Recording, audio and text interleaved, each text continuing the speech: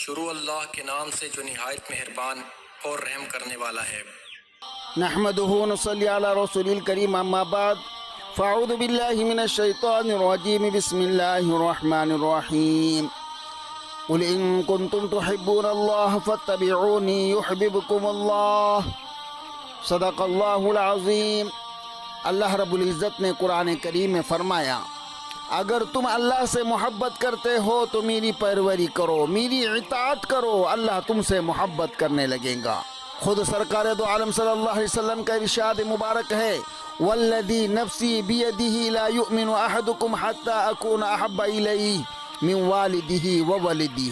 عن ابی ہریرہ رضی اللہ تعالی عنہ، اس ذات کی قسم جس کے قبضے قدرت میں میری جان ہے، تم میں سے کوئی شخص بھی اس وقت تک مومن نہیں ہو سکتا جب تک کہ میں اس کے نزدیک اس کے اپنے باپ اور بیٹے سے زیادہ محبوب نہ ہو جاؤں۔ تو حدیث سے یہ بات صاف واضح ہوتی ہے کہ مسلمان کی کامیابی کا راز صرف اطاعت رسول میں ہے، مگر ہمارے لیے بڑے افسوس کا مقام ہے کہ ہم زبان سے اور بیان میں تو عشق رسول کے بہت نعرے لگاتے ہیں، حب رسول کے نعرے مارتے ہیں، مگر عملی میدان میں اور محبت قلبی کے اعتبار سے ہم حب رسول سے کوسوں دور ہو چکے ہیں۔ صرف زبانی خرچے کے طور پر دعوے عشق رسول ہے، ورنہ ہمارے اعمال دیکھیے، ہمارے اطوار اور ہمارا لباس اور ہمارے اخلاق دیکھیے، ہماری معاشرت اور ہماری تجارت، ہمارے معاملات، ہماری سیاست، ہماری تعلیم و تربیت، غرض کے زندگی کے تمام شعبوں سے ہم نے سنت نبوی کا جنازہ نکال دیا ہے۔ بلکہ یہ ہمارے معاشرے کا جدید تعلیم یافتہ جاہل تو جاہل، اب عالم طبقہ بھی سنت رسول پر عمل کرنے والوں کو اجنبی نگاہ سے دیکھتا ہے اور ان کے ساتھ اجنبی کا سلوک کرتا ہے۔ انا للہ و انا الیہ راجعون۔ یہ بات جان لینی چاہیے ہے کہ ہماری اس ابتر صورتحال کی اصل وجہ سیرت نبوی سے عملی انحراف ہے۔ دنیا جو اس وقت فتنوں کی آمادگاہ بنی ہوئی ہے، ہر طرف سے فتنے کا بازار گرم ہے، اس کی یہی وجہ ہے کیونکہ رسول اللہ صلی اللہ علیہ وسلم نے ہمیں بھلائی اور دینی و اخروی کامیابی کے تمام راستے بتلائے، مگر آج ہم نے ان کو ترک کر دیا، جس کی وجہ سے خباثت اور برائی عام ہو گئی اور ہوتے ہوتے نوبت یہاں تک پہنچ گئی۔ ہمیں رسول اللہ صلی اللہ علیہ وسلم کو قد آور آئیڈیل کے بنانے کا حکم تھا، ہمیں ان کی رہنمائی کے اوپر چلنے کا حکم تھا، اور ہم نے معاشرے میں برائی پھیلانے والوں کو قد آور بنا لیا۔ ناچنے گانے والے اور کھیل کود کا پیشہ اختیار کرنے والوں کو ہم نے رہبر بنا لیا۔ اسی طرح معاشرے میں شر کا دلدہ بن گیا، شر کا بازار گرم ہو گیا۔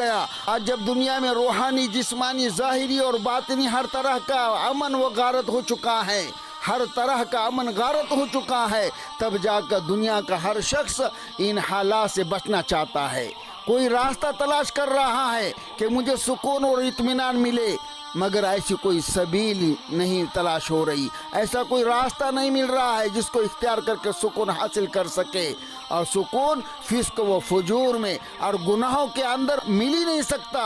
اس کے خلاصی کے لیے، اس سے بچنے کے لیے صرف ایک ہی راستہ ہے، اور وہ ہے تعلیمات نبوی پر عمل کرنا۔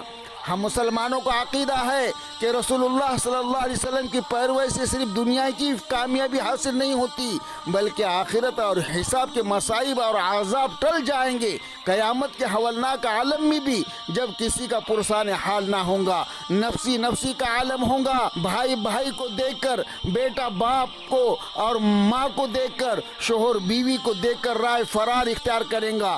گویا اطاعت رسول قبل الموت اور بعد الموت بلیات اور عذاب سے نجات کا ایک راستہ ہے۔ حضرت آدم علیہ السلام سے لے کر خاتم الانبیاء والمرسلین احمد مصطفیٰ محمد مجتبیٰ صلی اللہ علیہ وسلم تک جو انبیاء علیہ السلام کی بعثت عمل میں آئی، وہ اسی لیے تو آئی ہے کہ اللہ نے انسان کو بہت ساری خوبیوں سے نوازا، مگر ساتھ ہی کچھ ایسے محرکات دنیا میں کار فرما رکھے جس کے سبب انسان کی اللہ کی جانب سے عطا کردہ یہ خوبیاں محنت اور مجاہدات چاہتی ہیں، اور یہ اس لیے کہ انسان کی تخلیق من جانب اللہ آزمائش کے لیے ہوئی، اور وہ مقصد ابتلا محرکات شر کے بغیر حاصل نہیں ہو سکتا۔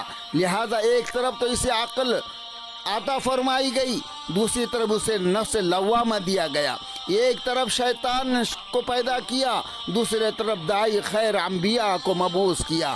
اب اسے خیر و شر کے درمیان اپنی عقل اور علم کے ساتھ چھوڑ کر اختیار دے دیا. فمن شاء فلیؤمن ومن شاء فلیکفر، جو چاہے ایمان لائے، جو چاہے کفر کو اختیار کرے. اور دونوں کے انجام بھی انبیاء پر بلا واسطہ وہی واضح کر دیا گیا. اگر خیر اختیار کریں گا اللہ کی رضا اور جنت عطا ہوں گی، اور اگر تم نے شیطان والا راستہ اختیار کریں گا تو اس کے اوپر اللہ کا غضب اور جہنم کی صورت میں اسے سزا کا مستحق قرار دیا جائے گا. تو معلوم ہوا اللہ نے انسان پر نبوت کے ذریعے اپنی حجت تمام کر دی. اب انسان کو کوئی بہانہ بازی کا کوئی اعتبار نہیں ہوگا.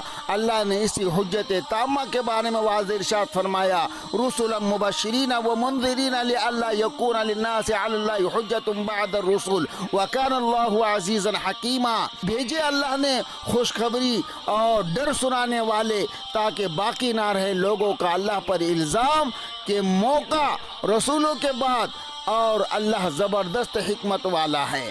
اللہ رب العالمین ہمیں نیکوکار اور انبیاء علیہ السلام خصوصاً محمد رسول اللہ صلی اللہ علیہ وسلم کی اتباع کرنے کی توفیق عطا فرمائے، اور شیطان کے شر سے ہم سب کی حفاظت فرمائے.